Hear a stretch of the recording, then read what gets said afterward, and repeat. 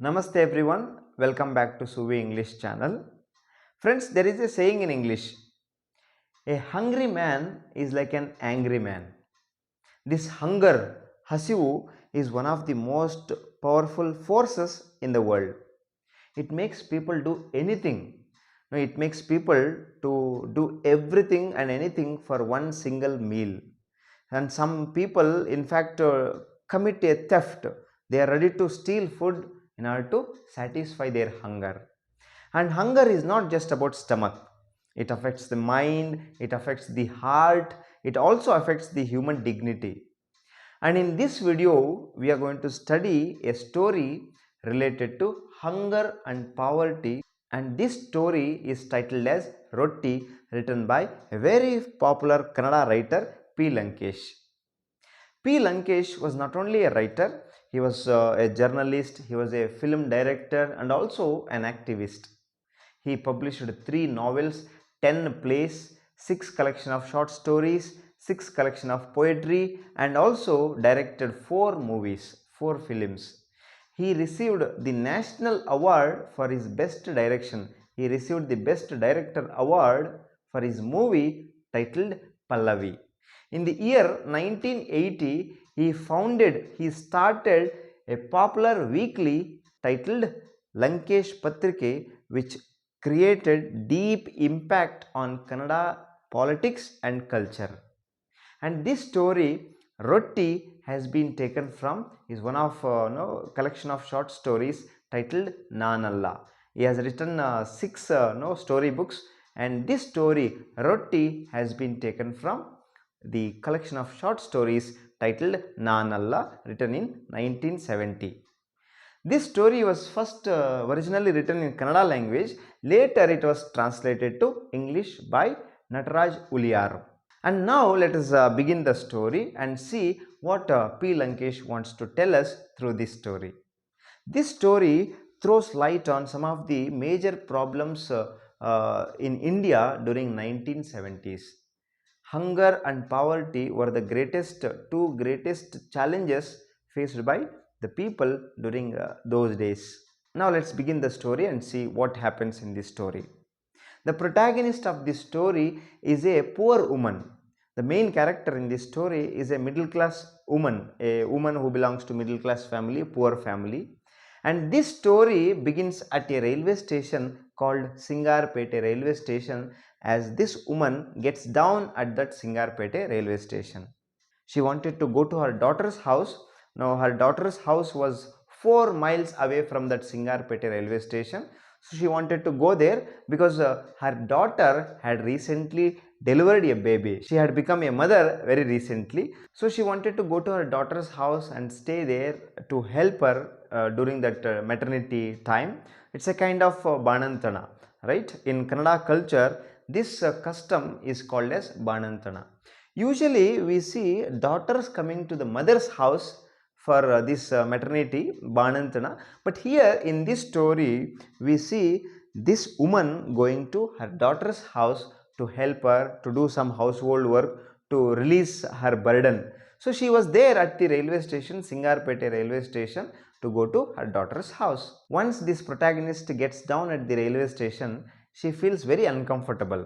Now there were all kinds of people there, some dirty people, the people who were wearing some torn clothes, and it was poorly maintained railway station.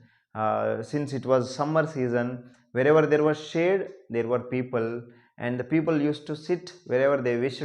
People used to spit wherever they wished.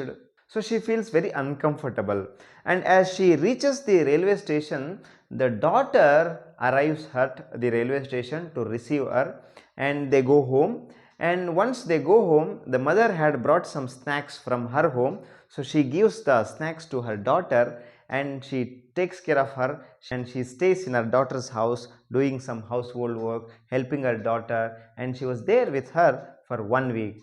And after taking care of her daughter for 1 week, she plans to go back to her place. So she prepares herself to go to the railway station, because from there, from railway station, from Singarpete railway station, she has to go to her place. As she was preparing, the daughter packs some rotis and fruits for her to have during the journey. And she takes the trunk and she prepares to go to the railway station. Initially, the woman, that mother, plans to go to railway station, hiring an auto rickshaw or a tanga. But later, when she realizes that it would cost her 2 rupees, she decides to change her mindset and she walks to the railway station. Though her daughter's house was 4 miles away from the railway station, that woman, that mother, decides to walk because to save 2 rupees. Through this, P. Lankesh tries to show the economic condition of the ordinary people during 1960s and 70s. 2 rupees was not a small amount then. It was big amount. Once she reaches the railway station, then also she feels very uncomfortable. Even after a week, she feels very uncomfortable because of the poor maintenance of that railway station. She starts grumbling, she starts complaining about that poor maintenance of the station. The station was very overcrowded, and as the benches were occupied by the other people, she decides to sit on the floor and was waiting for her train. As she was waiting for her train, she notices someone, strange man with long hair, long shirt. He was staring at this woman. He was almost like abnormal person. He was staring at this woman. She becomes very apprehensive. She becomes very anxious. And later there was an announcement. The announcement was that the train would be late for 1 hour. And as this woman was tired, as she was hungry, so she started eating roti. She carried some rotis packed by her daughter. So she was about to eat. She was eating a roti. That strange person who has been staring at her, who has been watching her, observing her, that strange man snatches her roti, and after that this woman starts screaming, "A thief, thief, thief." Then the people over there rush to that spot and they ask what happened. And she complains that her roti was stolen by that man. When the people around her, when they hear that he stole the roti, they start laughing at this woman. And some even start taunting her. For them, it was just a silly matter. But for this woman, that roti was everything. One person is trying to steal food, the other is trying to complain that her food was stolen. Through this, P. Lankesh wants to show the harsh realities of the hunger and poverty in Indian society.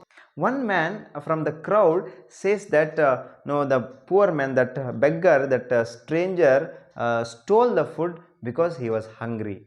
And to this she responds, that woman, the protagonist, responds that if he was hungry, he should have asked her. Now she says if he had asked, she would have definitely given some roti. But he did not ask, he stole. That was her worry. And the other man from the crowd says that no, she was telling lies. Now if he had asked, she would have not given the roti. Now he says that she was telling lies, and no, he even asks her to swear on her child whether she would give the roti or not to that beggar. When he asks her to swear on her child, she becomes very angry, she rebels, and she says, "Who the hell are you to ask me to swear on my child?